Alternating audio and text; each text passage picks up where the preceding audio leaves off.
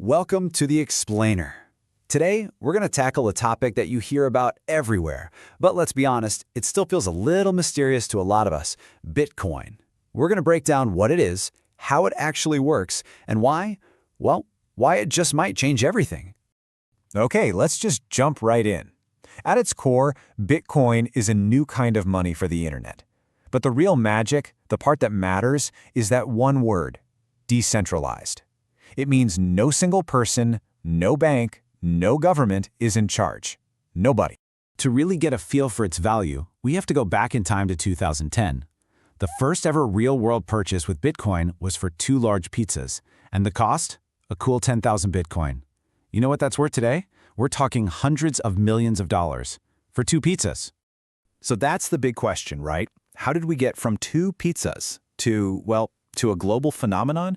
To get the answer, we've got to peel back the layers, starting with what Bitcoin actually is. All right, let's get right into it. Section 1. What is Bitcoin really? Because as you're about to see, it's a whole lot more than just a ticker symbol on a screen. This right here, this was the original vision. It's money that only exists digitally. You can't hold a Bitcoin in your hand. It's basically just a string of code, a balance that lives on a global shared ledger that absolutely anyone can look at. And here's where it gets fascinating. To this day, nobody has any idea who this Satoshi Nakamoto person is. It could be one person, a whole group, who knows? They built this thing, set it loose on the world, and then just vanished. So you have to ask, why was this even invented in the first place? I mean, we have money, right? Well, to understand that, we need to take a quick look at some of the problems with the money we use every single day. For thousands of years, money has gotten more and more abstract. We went from trading actual goats to trading metal coins to paper, and now to just numbers on a bank's website. But through all of that, one thing has stayed exactly the same. There's always been a central authority in control.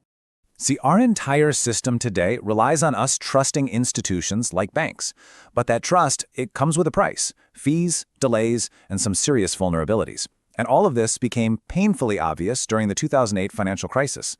It's no coincidence that Satoshi Nakamoto published the Bitcoin idea in October of that year, right when trust in those very institutions was at an absolute all-time low. So this brings us to the secret sauce.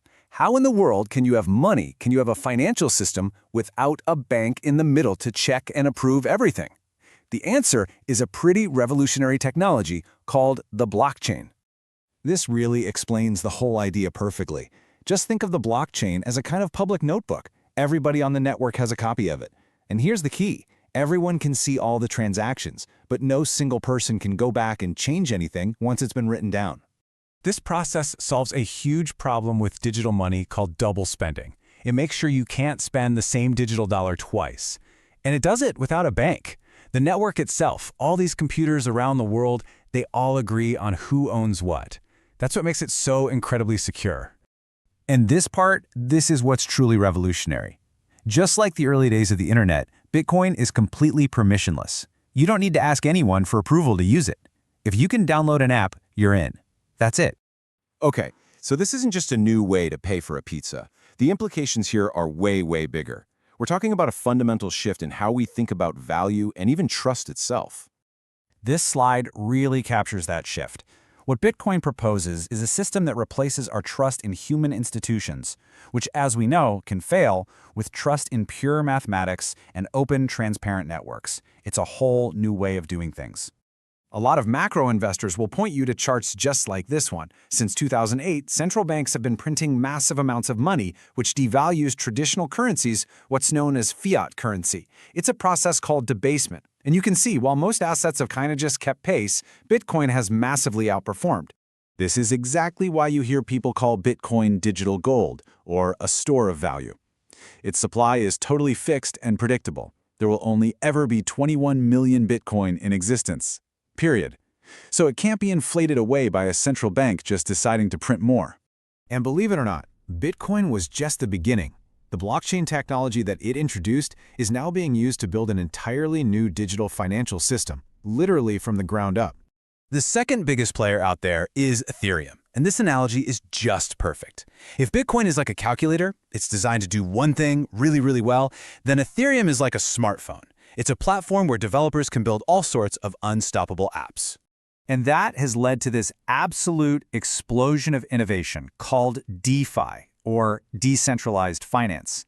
You can think of it as a parallel financial system where you can do things like earn interest or get a loan, all without ever having to go through a traditional bank. And of course, we're seeing the rise of NFTs, which are creating brand new economies for artists and creators. I mean, think about projects like the CryptoPunks. For the very first time, NFTs make it possible to have true, verifiable ownership and scarcity for digital stuff. So when you get right down to it, the world is divided. Supporters see a better, more open financial future for everyone. Critics, they see a dangerous, speculative bubble. The only thing that's certain is that this technology is forcing all of us to ask some really profound questions about the nature of money, of trust, and of value itself.